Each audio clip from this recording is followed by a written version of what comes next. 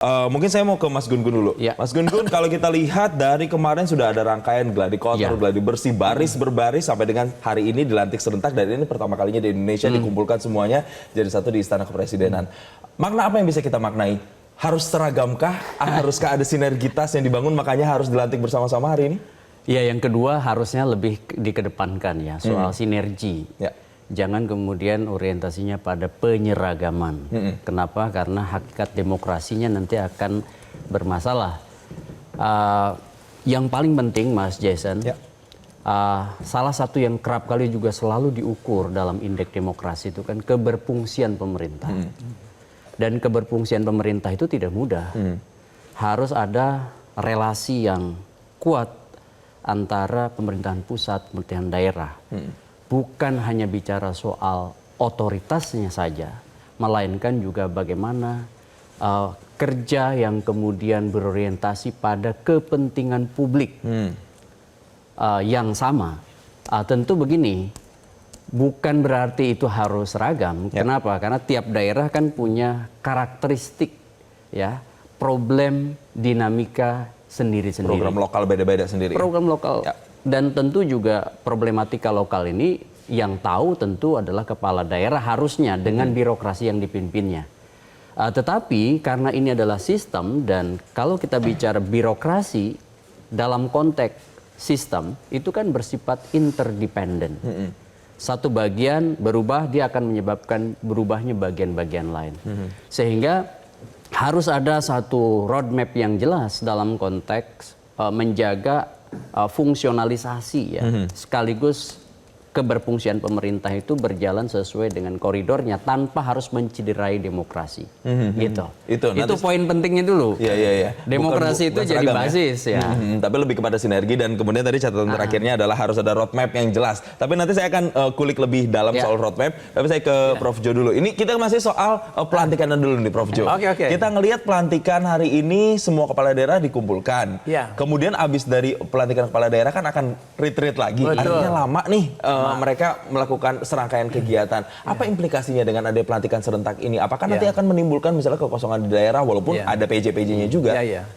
Jadi kalau penyelenggaraan pemerintahan daerah itu kan tidak boleh kosong 1 menit pun gitu. Tetap harus ada yang jalankan. Nah, itu prinsip no vacuum of power.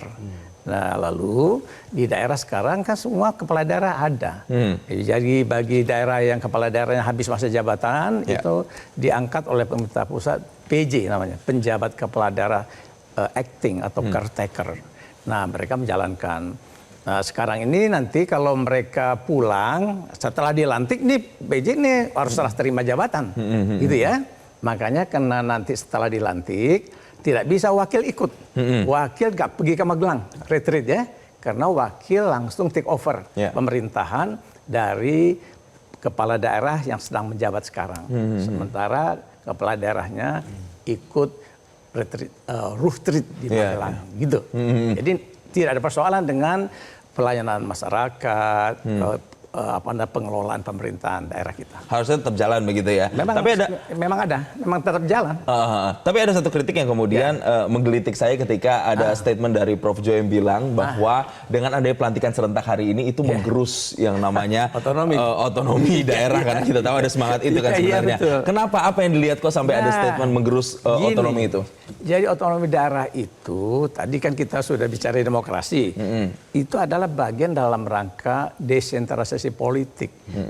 Demokrasi lokal ditumbuh kembangkan, rakyat di daerah boleh memilih pemimpinnya. Diberilah mandat by law oleh undang-undang pilkada kita. Nah, kan prosesnya panjang nih. Dari tanggal 27 November 2024. Nah, rakyat ikut nyoblos, terlibat dalam kampanye, macam-macam. Kemudian ketika puncaknya pelantikan, ini kan puncaknya nih. Ketika puncaknya pelantikan, rakyat nggak hadir, nggak ikut. Karena dia dibawa semuanya, diboyong semuanya ke Jakarta secara terpusat. Maksud saya, otonomi daerah itu harus juga kasih ruang kepada rakyat supaya terlibat dalam proses sepenting ini. Maka dalam aturan Undang-Undang Pilkada nomor 10 2016 dibagi dua tuh, pelantikan gubernur oleh presiden di ibu kota negara.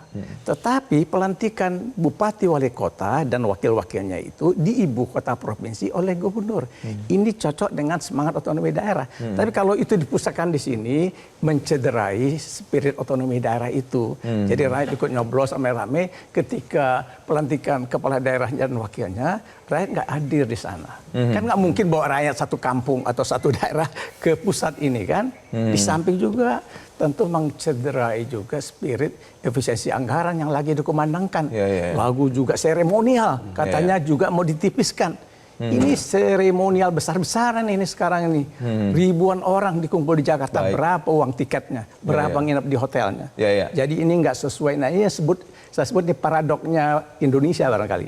Mengurus multi level governance tadi ya. Itu kalau juga. Kita bisa simpulkan. Sebelum kita lanjutkan kembali perbincangan, pemirsa, ini kita melihat situasi terkini di Istana Kepresidenan Jakarta, pemirsa, di mana sejumlah tokoh penting ini nampak satu persatu sudah memasuki kawasan Istana Kepresidenan begitu, untuk nanti melihat prosesi pelantikan kepala daerah yang kalau kita melihat jadwal yang diterima harusnya pukul 10 waktu Indonesia Barat, artinya sekitar 1,5 jam lagi pelantikan kepala daerah ini dimulai. Sementara 481 kepala daerah atau sekitar 961 orang ini mereka masih berkumpul di Monas nantinya untuk melakukan prosesi kirap terlebih dahulu sebelum nanti bergerak ke Istana Kepresidenan. Dan untuk prosesi kirap ini sendiri akan dimulai, informasinya itu sekitar pukul 9.30 waktu Indonesia Barat. Nanti sampai ke istana berkumpul semua pada pukul 10. Dan nantinya pemirsa saat ini kita lihat satu persatu tokoh-tokoh sudah mulai masuk begitu dengan pengamanan yang cukup ketat. Bahkan tadi kalau ada laporan dari jurnalis Metro TV, Syekh Al-Hadar di istana menyatakan bahwa alat komunikasi seperti handphone itu juga diharapkan nanti agar bisa dimatikan selama proses pelantikan kepala daerah ini berlangsung di Istana Kepresidenan. Dan nantinya tentu yang juga ditunggu-tunggu adalah apa sebenarnya yang disampaikan oleh Presiden Prabowo Subianto, pemirsa, kepada seluruh kepala daerah terpilih yang akan dilantik hari ini. Karena tentunya banyak harapan dari masyarakat yang menantikan nantinya ada terobosan-terobosan baru juga yang bisa dilakukan oleh kepala daerah untuk bisa segera menyelesaikan problematika, PR-PR besar, dan juga bagaimana mensinkronisasi program baik dari pemerintah pusat sampai dengan ke daerah. Dan saat ini pemirsa, kami gambarkan sekali lagi bahwa sejumlah tokoh ini juga sudah mulai masuk satu persatu ke wilayah Istana Kepresidenan. Berpindah dari Istana Kepresidenan, pemirsa, ini adalah wilayah di sekitaran Monas, pemirsa. Tampak dari luar, begitu, dari luar pagar Monas. Tadi beberapa menit lalu kami berbincang dengan jurnalis Metro TV Rona Marina. Seluruh kepala daerah ini sudah memakai pakaian serba putih dan mereka sudah masuk ke dalam kawasan Monas untuk sementara sampai dengan prosesi kirap itu dimulai. Dan saat ini memang terlihat tadi sejumlah staf dari para kepala daerah itu sudah hadir, bahkan masyarakat umum itu juga terlihat hadir untuk melihat langsung bagaimana prosesi nanti pelantikan hari ini, mulai dari kirap di Monas sampai dengan ke Istana Kepresidenan.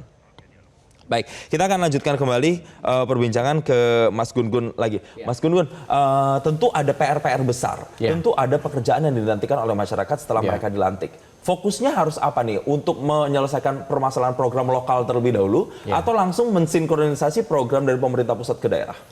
Ya, kalau bagi para kepala daerah tentu konsentrasi full harusnya memang pada bagaimana mengelola pemerintahan yang dipimpinnya. Artinya agenda-agenda prioritas, bagaimana menyelesaikan jangka pendek, menengah, dan panjang, terutama dalam satu roadmap yang jelas. Saya ingin bicara begini. Kenapa harus dimulai dulu dari satu pemahaman mendasar tentang roadmap, apapun istilah teknis birokrasinya. Karena apa, Mas Jason? Bekerja, apakah itu punya dimensi politis atau teknokratis, itu sama-sama harus dimulai dari cara berpikirnya dulu, perspektifnya dulu. Nah, kalau dari awal tidak jelas, maka biasanya ada kekaburan dalam hal-hal yang sifatnya di meso atau di mikro. Kalau kemudian di makro cara berpikirnya itu kemudian keliru. Contoh misalnya, seperti memahami otonomi daerah. Kalau keliru dari awal, maka cara berpikir itu akan punya rembesan masalah ke bawah. Contoh ya soal koordinasi. Sekarang ini kan dilantik seperti Prof Jo tadi, harusnya bupati wali kota dilantik oleh misalnya gubernur. Gitu kan, Prof. Jo. Nah, nanti jangan sampai kemudian ada pengabaian yang misalnya koordinasi dengan gubernur. Ya kan, sehingga kemudian dianggap karena dilantik sama-sama, dipilih sama-sama oleh rakyat, dilantik juga sama-sama di Jakarta, gitu tersentral, kemudian akhirnya tidak mau misalnya, ada ego, ya kan? Dan itu kan soal logik ya, orang kemudian oke, seperti apa ya posisi kita? Kalau sama, untuk apa kemudian posisi gubernur untuk kita koordinasi langsung saja ke pemerintahan pusat misalnya? Ini kan menjadi keliru. Yang pertama itu soal logik dalam membangun bagaimana pemerintahan itu bergerak ke depan. Kemudian yang kedua, apa yang kemudian menjadi program prioritas yang bisa melahirkan yang disebut dengan public trust di awal. Mas Jason tahu bahwa dalam konteks komunikasi politik, public trust itu penting sekali. Tapi jangan kemudian hanya dibuat-buat sekedar untuk dramaturgi. Ya kan? Jangan hanya karena operasi opini semata-mata dan itu kemudian kulit permukaan, tapi tidak kemudian berimbas pada yang disebutkan program real, berbasis hal yang bisa diukur juga oleh banyak action yang terukur itu yang paling ditunggu oleh masyarakat. Karena udah 2 kali atau 3 kali nih Mas Gun-Gun ngomongin soal roadmap yang ideal tuh kayak gimana, nanti akan saya tanya ke Prof. Jo, tapi kita harus jeda dulu pemirsa. Tetaplah bersama kami di live event Pelantikan Kepala Daerah Membangun Indonesia dari Daerah. Jelajahi cara baru mendapatkan informasi. Download Metro TV Extend sekarang.